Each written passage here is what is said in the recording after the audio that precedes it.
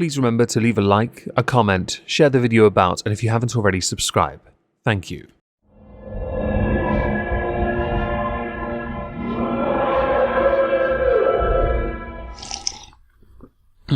Nice. Hello everyone, welcome back to another video. This is a bonus round, the third I've done in 2 weeks I think. Basically things I couldn't fit into other videos that I want to use because I'm not the wasteful type anymore. This is after all my job. Smash the like and share the video. If you're new, subscribe. We'll start with a tweet from Elon Musk. Make Orwell fiction again. Now I'm not going to be drawn in on the whole Orwellian thing. Yeah, that gets... well, yeah. People get really angry about it. It's just easier for me to be cringe on Twitter instead. BitChute, who I follow because I'm trying to grow there as well and failing at it, replied with, "Good idea, start by removing these Orwellian signs." They had retweeted their other account, which included the coronation and a reply of, "Apparently even this link may be unsafe," and that's because if you share a link directly from BitChute at the top, you copy that link at the top of the browser bar thing, yeah, that, Twitter pulls it as if it is suspicious. Yeah? Okay. You have to use an alternative link that BitChute generate via their own share thing, right? I think the idea of doing this is bad because I can post videos from almost any other platform without a problem. I don't know why it is that BitChute is the problem to them. And I think it would be right, if you are going to be equal to everyone else but not to BitChute, you remove whatever it is, that obstacle that makes it so BitChute is not, and give them their ability to be as equal as the other. I feel like I've said equal a few times there. I really need to move on to another subject. Yeah, this is going to go round in circles fast. In short, going to BitChute is not spam, it is not unsafe, it is not malicious, it is not violent or misleading content. You are asserting it. There are creators, of course, who would be undoubtedly within that sort of realm, but that does not mean the website is, the creator is. I know, guilt by association, you're using the platform following on BitChute. Next, a tweet from Stargazer. A bit of a shock emoji one, yeah. A retweet of Clown World. WTF. Tennessee hotel guest wakes up to night manager sucking on his toes. This could have fit into the EOS of P, yes, but I wanted to go with topics that might do a bit better, and I thought this one might not in that. But we're going to go to an article because I found it totally gross. Oh, you're so clever, New York Post. I should ban you. David Neal, a 52-year-old manager at the 4th Avenue South Hilton Hotel in Nashville, allegedly crept into a male guest's room while he was sleeping on March the 30th. So it's been over a month since it occurred for us to then find out about it, and got intimate with that guest's feet. According to the Nashville Metropolitan Police, David Neal made a key card to get into the room and entered around 5 a.m. The guest woke up to Neal's mouth around his toes and immediately confronted him. He recognized him as one of the hotel employees who came to his room the day before to fix his TV. David Neal claimed he had entered the room, of course, it's very hard to get his DNA off the feet, but claimed he did so because he smelled smoke and wanted to make sure the guest was okay. And what better way of making sure the guest was okay than by checking his pulse on his toe? The guest should be lucky he didn't consider checking his pulse on something that could be replaced by a toe.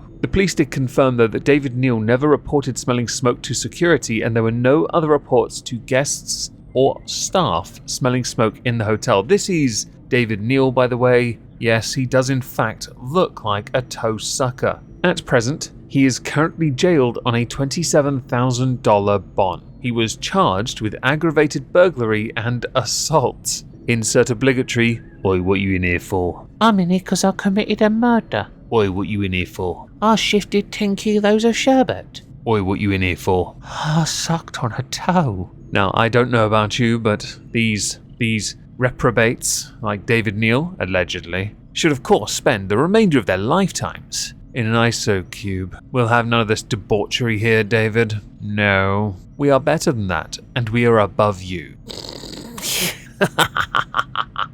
Up until and including the release post before whatever of 72 Seasons, the newest album from Metallica, I've seen a number of rather amusing reviews. Whether it be Become the Night's slow descent into madness, because apparently the only albums that matter or exist are the first 4 to 5. Everything else afterwards is just them cashing it in. Lyrically not that great. Now I came in at Death Magnetic. I couldn't care less about the earliest stuff at all, really. But that's because I made it a point to avoid them when I was younger, because I was told they were so great. Yet, much like Slipknot when they first came out, Metallica were not all that respected. I think Napster really undid them. One review though that I thoroughly enjoyed graded the album as a B-. It says we have the usual vainglorious or pretentious titles. On the first of these, singer James Hetfield informs us that his name is Suicide, although as he's approaching his 60th birthday, he's leaving it a bit late, quite frankly.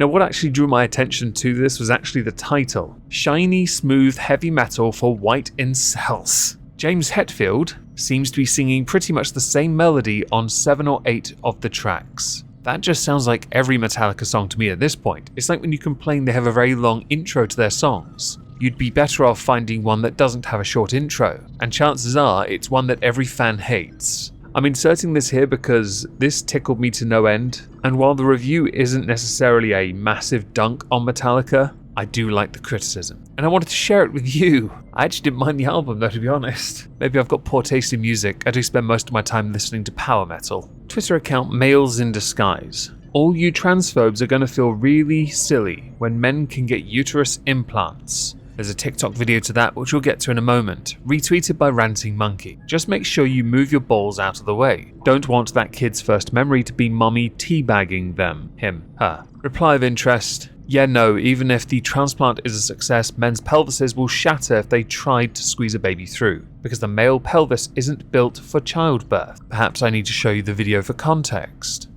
I can't wait till the day that uterine transplants are possible into trans women and then they can give birth, because then I would love to see all of these TERFs out here just flip the out whenever they find out that maybe a uterus is not what makes you a woman and they're going to try to find some other excuse. The day that will happen will be quite an intriguing day, I will admit. In 1931, surgical complications arose following an attempt of such an operation on a transgender painter, and while there have been news reports of trans men giving birth, at present it is not possible to do. This is backed by surgeons and endocrinologists, who do not believe it could be possible for a trans woman to give birth to a child. Does that make you any less of a woman? No, because you need to tell me what a woman is first. It's also worth adding, of those who are male to female transgender, not many of them want to give birth. I will link an article from Scientific American down below if you are at all interested in understanding why. And you watch.